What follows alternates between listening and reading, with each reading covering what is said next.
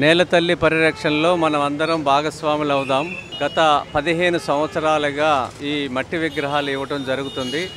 ఇవి కృష్ణానది మట్టితోనూ ఇంకొకటి గంగా నది మట్టితోనూ తయారు చేయడం జరుగుతుంది. ఈ సంవత్సరం చాలామంది చాలా ప్రాంతాల్లో మట్టి విగ్రహాలు నిర్మాణం చేశారు. ఇది మంచి పరిణామం.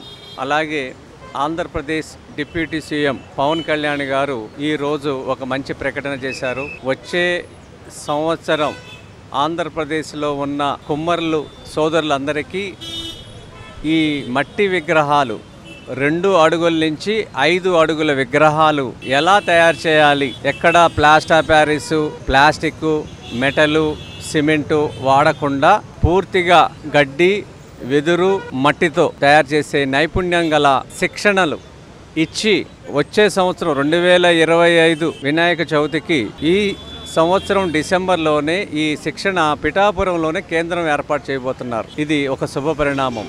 45 ఏళ్ళ నుంచి మన చెరువులు, జలాశయాలు, నదులు సర్వనాశనం చేసుకున్నాం. ఆయన పర్యావరణ మంత్రిగా ఉండటం మన ఆంధ్రప్రదేశానికి ఒక అదృష్టం.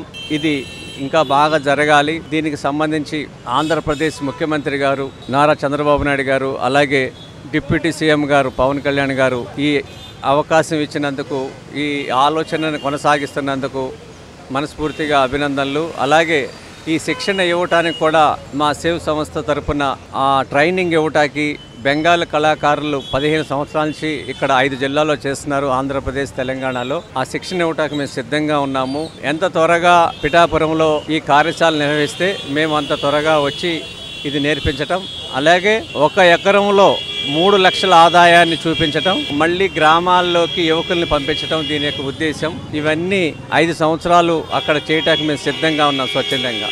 నమస్కారం.